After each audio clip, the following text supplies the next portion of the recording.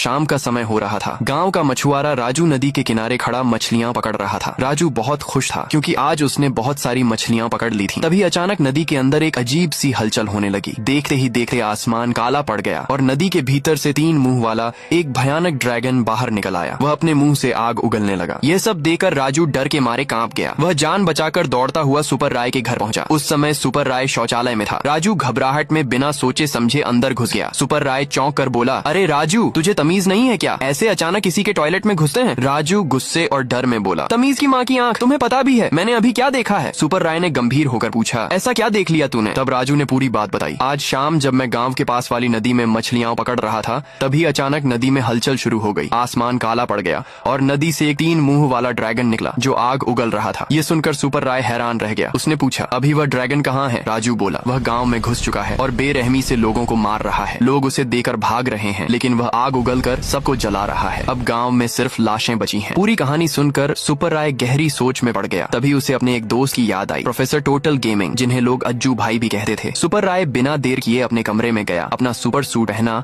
और हवा में उड़ता हुआ टोटल गेमिंग की लैब पहुंचा। वहां उसने देखा कि 3 मुंह वाला ड्रैगन पहले ही पहुंच चुका था और लोगों को मार रहा था। तभी एक कार आकर उसके पास रुकी। कार के अंदर से आवाज आई, जल्दी कार में बैठो राय स्टार। सुपर राय बिना सोचे कार में बैठ गया। कार तेजी से चली और गांव के एक सुनसान इलाके में पहुंच गई। जब सुपर राय नीचे उतरा तो देखा कि कार में कोई और नहीं बल्कि उसका दोस्त अज्जू भाई था। सुपर राय ने पूछा, अज्जू, क्या तुम्हें पता है ये ड्रैगन आखिर आया कहाँ से? अज्जू भाई रोते हुए बोले, इसे बनाने वाला मैं हूँ। फिर अज्जू ने सारी सच्चाई बताई। कुछ दिन पहले मैं गांव से दूर नदी के पास एक प्रयोग कर रहा था। मैं बहुत खुश था, लेकिन कुछ भी सफल नहीं हुआ। निराश होकर घर जाने लगा। तभी मेरी नजर नदी के पास एक छोटे से जीव पर पड़ी। वह दिखने में बहुत अजीब था। मैं उसे अपने साथ घर ले आया। रात में जब मैं सो रहा था तो वह जीव अचानक बहुत बड़ा हो गया। सुबह जब उठा तो देखा वह अब एक विशाल राक्षस बन चुका था और गांव के लोगों को मार रहा था। अब सुपर राय सब समझ चुका था। उसने पूछा, तो अब इसे रोका कैसे जाए? अज्जू भाई बोले, इसके लिए तुम्हें उसी नदी का पानी लाना होगा। सुपर राय बिना देर किए नदी की ओर भागा। कुछ ही समय में वह नदी पहुंचा, जल्दी से पानी लिया और वापस आ गया। उस पानी से अज्जू भाई ने फटाफट एक एंटीडोट बनाया और सुपर राय को दे दिया। सुपर राय ने अपनी सुपर शक्ति का इस्तेमाल किया